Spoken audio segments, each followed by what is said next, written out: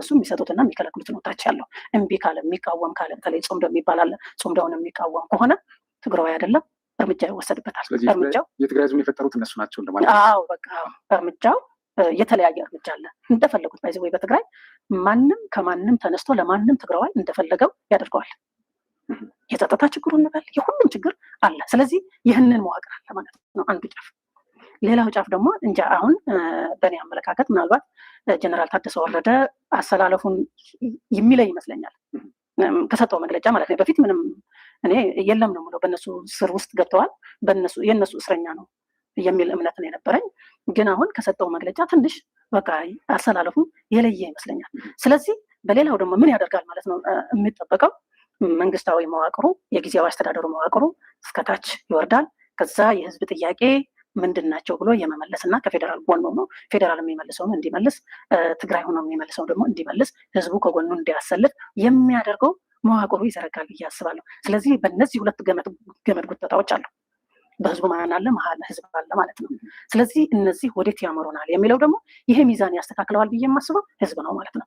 ህዝብ ነው ሚዛን የሚያስተካክለው በግዴታም ቢሆን እነሱ የሚያስገድዱትም እንኳን ቢሆን በዚህ ደግሞ ስርዓት የሚያስይዝ በጀነራል ታደሰ ወረደ በኩል ደግሞ ስርዓት የሚያስይዝ ይኖራል ብዬ አስባለሁ ማለት ነው።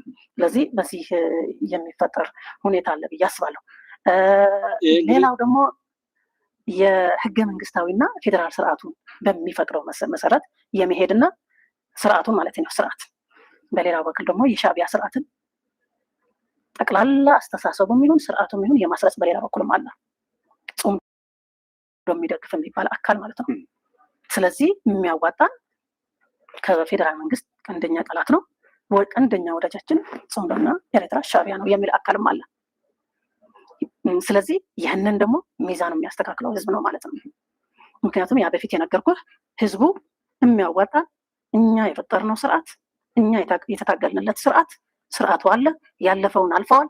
አሁን ግን ወደ ኖርማል ህይወታችን እንመለስ የሚል ህዝብ ጠንክሮ ሲወጣ ወደ ስርዓት ይገባል ማለት ነው። አይ አይደለም አሁን ቀንደኛ እና ዋነኛ ወዳጃችን ወደ ሆነው ነው የሚሄደው የሚለው ደግሞ ጽምደውን ይዞ የኢሳያስ ስርዓትን ማስረጽ ነው የሚሆነው ማለት ነው። ስለዚህ በዚህ መሀል ያለው ሽኩቻ ቀላል እንዳይመስልህ በጣም ከባድ ነው። ያ በፊት ያልኩት ትግራዋይነትና ትግራዋይነትህን የሚያሰጠና የሚከለክልህ ማለት ነው። እንግዲህ የቄሳርን ለቄሳር ላይ አይጥ ለሞቷ የድመትን አፍንጫ ታሸታለች ከሚለው ጋር እንድትወስዱት እና ማንም ምንም ቢል በቃ ለሞቱ ሰላም ጤና ይስጥልን። ችግር የለም ጦርነት የማገደ የኢትዮጵያን የሀገረ መንግስት ውቅርም ያዛባ ሆኖ ዛሬም ድረስ ቀጥሏል የሚል ጠሩ ጥቃቶችና እርምጃዎች እንዲቆሙ መሰረታዊ የኮሙኒኬሽን አገልግሎቶች እንዲመለሱና ሲቪሎች ደህንነታቸው ወደ ተጠበቀ ስፍራ የመሸሽ መብታቸው እንዲከበር የሚሉ ይገኙበታል። የፌዴራል መንግስትና ህወሓት በመካከላቸው ያለው ተቃርኖ ሀገር እስከ ማፍረስ ሊያደርስ የሚችል ፖለቲካዊ መዘዝ እንዳለው ቢያውቁም መፍትሄ ለመፈለግ እየተንቀሳቀሱ አይደለም ሲሉ በትግራይ ክልል የሚንቀሳቀሱ የፖለቲካ ፓርቲዎች ወቅሰዋል። የህግ ባለሙያዎች በበኩላቸው ህወሓት የቀድሞውን የክልሉ ምክር ቤት ወደ ስልጣን ለመመለስ ያሳለፈው ውሳኔ ህጋዊ ቅቡልነት የለውም እያሉ ነው። ሰሞነኛው የትግራይ ክልል የፖለቲካ ድባብም ውጥረት ነግሶበታል። ባልደረባችን አማኑኤል ጀንበሩ ይህንን የተመለከተ ሰፊ ዘገባ አሰናድቷል፣ እንደሚከተለው ይቀርባል።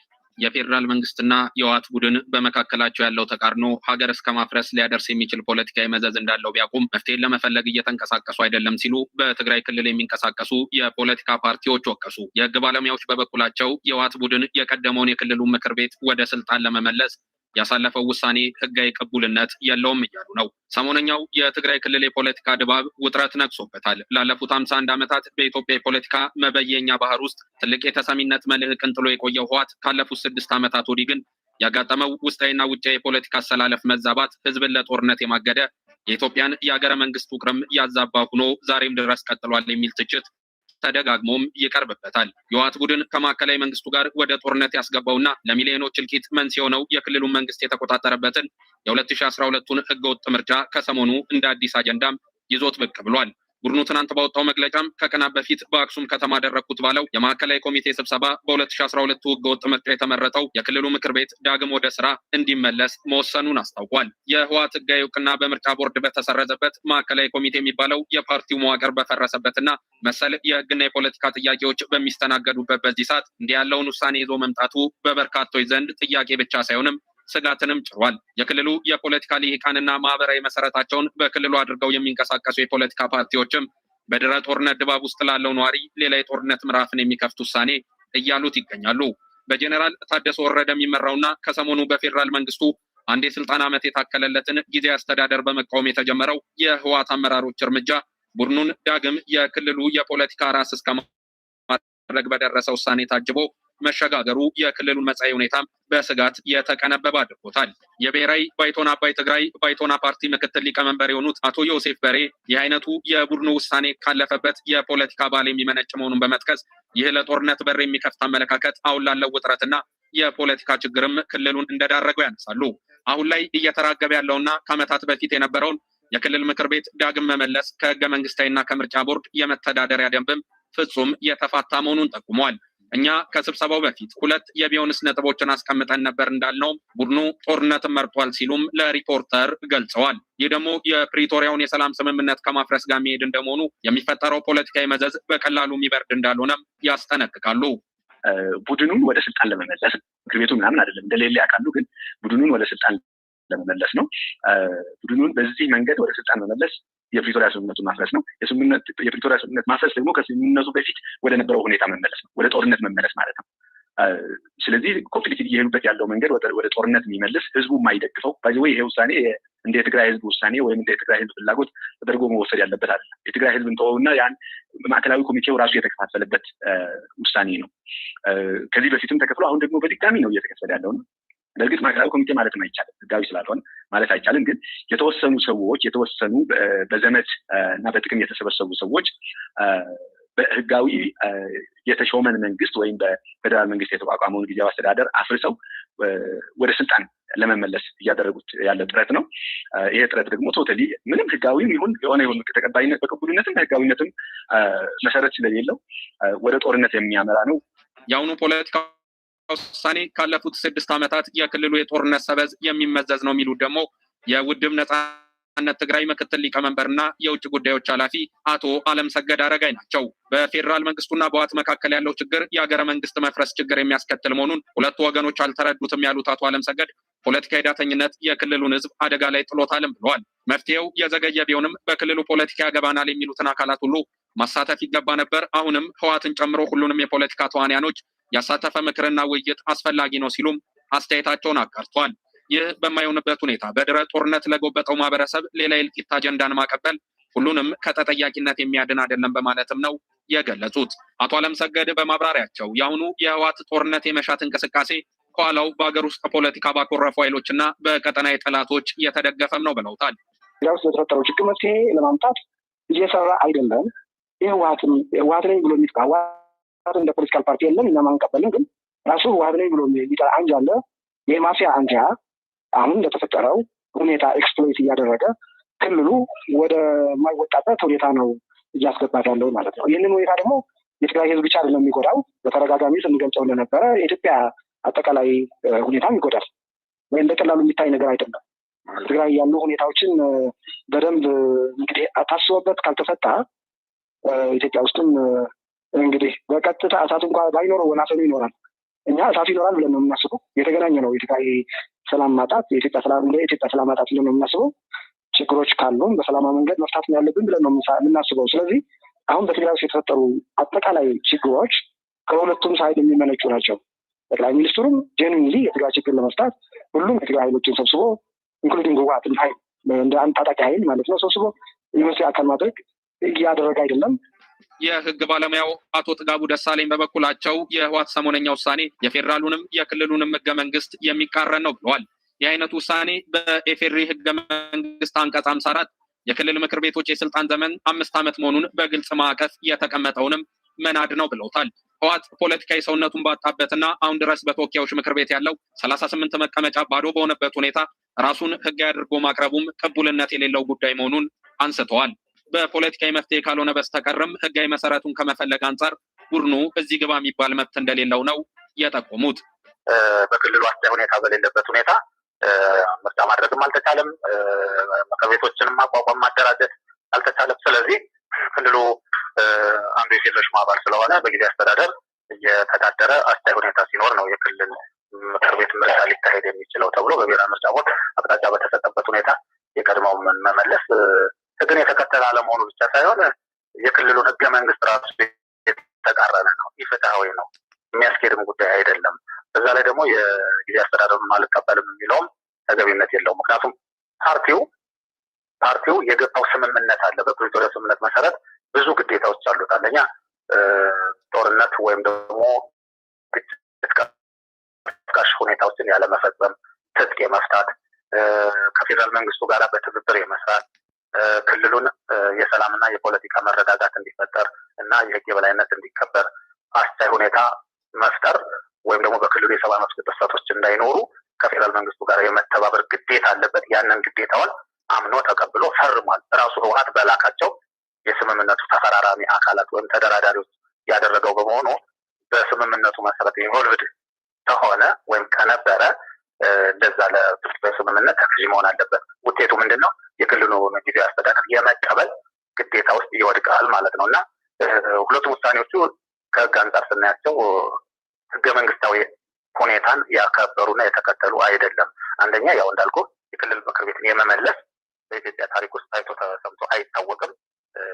ይሄ ያው የተጨካኝ አስተሳሰብ በድሮ አስተሳሰብ ላይ መኖራቸውን የሚያሳይ ነው። ባይሆን ተራማጅ አስተሳሰብ ሊያሰኛቸው የሚችለው በክልሉ አስቻይ ሁኔታ አለ፣ ትብብር ተደርጎ ምርጫ መካሄድ አለበት። ለህዝብ ተወካዮች ምክር ቤትም 38 ወንበር ባለፈው 5 ዓመት ክፍት ነው። አሁንም ደግሞ በቀጣይም ላይካሄድ ከቻለ የክልሉ ዕጣ ፈንታ ምንድን ነው? ሳይወከል እስከ መቼ ሊሄድ ነው የሚለው ነገር ነው ሊያሳስባቸው የሚገባ የነበረው። ሁለተኛ በክልሉም ደግሞ ክልሉ ምክር ቤትን የማቋቋም ጋር ማስፈጻሚውን አካል የመከታተል የመቆጣጠር እና የፍትህ አካሉን ወይም ህግ አውጪውንም ህግ ተርጓሚውንም አካል በየጊዜው ሪፖርት የመቀበል ሁኔታ መኖር ስላለበት እንግዲህ ምክር ቤት የመጨረሻው የስልጣን የበላይ አካል በመሆኑ ምክር ቤት የግድ መኖር አለበት። ይሄ ደግሞ ምርጫ መካሄድ አለበት እንደማለት ነው። ከፌዴራል መንግስቱና ከምርጫ ቦርድ ጋር አስቻይ ሁኔታ እንዴት እንፍጠር ተብሎ ምርጫ መካሄድ አለበት እንጂ የቀድሞውን እቀሰቅሳለሁ፣ እመልሳለሁ፣ አክቲቭ አደርጋለሁ የሚለው ይህ ህገ መንግስታዊ ነው። ስለዚህ በማንኛውም የህግ መመዘኛ ስናየው የህወሓት ውሳኔዎች ተገቢነት የላቸውም፣ ተቀባይነትም የላቸውም፣ የህግ ተቃርኖም አለባቸው። በትግራይ እንግዲህ ፖለቲካ ውጥረቱና የቃላት መወራወሩ በርትቷል። በነ ዶክተር ደብረጽዮን የሚመራው የህወሓት ነባር አመራር የሌተናል ጄኔራል ታደሰ ወረደን ጊዜ አስተዳደር እንደማይቀበልም እየገለጸ ይገኛል። እንግዲህ አይጥ ለሞቷ የድመት አፍንጫን ታሸታለች የሚለው በኢትዮጵያ ውስጥ ህወሓትን ጨምሮ በፋኖ በሸኔ እና በፖለቲካ ፓርቲም ኢህአፓኔ ብለው እንደዚህ በሚወራጩ ማንኛውም ኃይሎች ጭራሽ ከአልሻባብ ጋር ሆነን ዓለም አቀፍ ሽብርተኛ ነን ብለው ራሳቸውን በመግለጽ የመጡትን ሁሉ ጨምሮ ማለት ነው በቀላሉ አይጥ ለሞቷ የድመት አፍንጫ ታሸታለች በሚል ነው መጠቅለል የምፈልገው። ምክንያቱም እኔ የማውቀው እውነት ይሄን ስለሚመስል እንዴት ይብራራል ምናምን ምንም ከዚህ በላይ አይብራራም። በአጭሩ ማንም ለጥፋት የሚነሳ ሁሉ ሞቱን ስለናፈቀ ቶሎ ለመሞት ስለፈለገ ያ ነገር ይሆንለታል እንጂ ሌላ የሚሆን ነገር የለም። ምናልባት አንዳንድ እዛ ጋር የሚልከሰከሱ ሰዎች ወር ይህን ነገር እንደው በቆራጥነት ገፋ አድርገው ከራሳቸው ያላራቁ በተገኘው አጋጣሚ ሁሉ የማይገባቸውን ለማግኘት የሚልከሰከሱ ኃይሎች ካሉ አብረው ሊነኩ ይችላሉ። ሰሞኑ አይታችሁ ከሆነ ለሽብር የሄዱ ኤግዚቢት እንደዘወሩ እንደዚህ ያሉ ሰዎችን የቴዲ አፍሮን ሙዚቃ የሰሙ ሰዎች በቁጥጥር ስር ዋሉ ብለው የሚያፌዙም አሉ። በእኛ ጉዳይ እኛ ማዘዝ መቻል አለብን። የእኛ ሞታችንን፣ ጤናችንንም፣ ደስታችንን ሆነ ለቅሷችንን እነዛ መርዶኛዎች፣ ባንዳዎች፣ የፉሚስ ልጆች ሊያወሩት አይገባም። በራሳችን ጉዳይ ላይ ራሳችን ለማዘዝ በራሳችን ሀገር ላይ በራሳችን ማንኛውም ምድር ላይ እኛ ባለቤት ለመሆን ጥረት ማድረግ፣ ምንም ነገር ስናደርግ ወደዛ መንፈስ መምጣት። ሰው የምንወድ ሰው ነግሮን፣ ሰው የምንጠላ ሰው ነግሮን፣ የምንደባደብ ሰው ነግሮን ግን አንጠቃቀም። ለምን እና ማንም ምንም ይበል በየትኛውም አግባብ ላይ የተገኘ ሰው ኢትዮጵያን ለመንካት፣ የህዝብን ሰላም ለማወክ፣ ብጥብጥ ለማምጣት፣ ቦምብ ለማፈንዳትም ሆነ ሌላ ችግር ለመፍጠር የሚሞክርን ሰው እኔ ለየት ያለም ራሱ ህግ የሚወጣ ቢሆን አሪፍ ነበር። በዚህ ወቅት ላይ የሚያስፈልገው ህግ ለየት ያለ ምናልባትም ስቅላት ሊሆን ይችላል። ህግ ሰዎችን የሚያስፈራራና ባሉበት ምንም አይነት ቆሻሻ ነገር ከማድረጋቸው በፊት 4-5 ጊዜ እንዲያስቡ ራሳቸውን ከዛ ነውር እንዲጠብቁ የሚያስችል ነው እንጂ ህግ ሰዎች ካጠፉ በኋላ እንዲታሰሩ መሆንም ማለት ነው። ህግ በሰዎች ልቦና ውስጥ ነው መስረጽ ያለበት፣ ሳያደርጉ እንዲያስቡ ማስቻል ነው እንጂ ጭራሽ እዚህ የአፋር እህት ወንድሞች ልትኖሩ ትችላላችሁ እና አፋር ላይ ሁሌ ማውራው በጣም የሚገርመኝ